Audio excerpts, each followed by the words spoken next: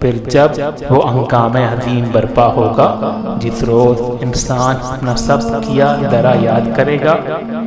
اور ہر دیکھنے والے کے سامنے دوزخ کھول کر رکھ دی جائے گی، تو جس نے سرکشی کی تھی اور دنیا کی زندگی کو ترجیح دی تھی دوزخ ہی اس کا ٹھکانہ ہوگی،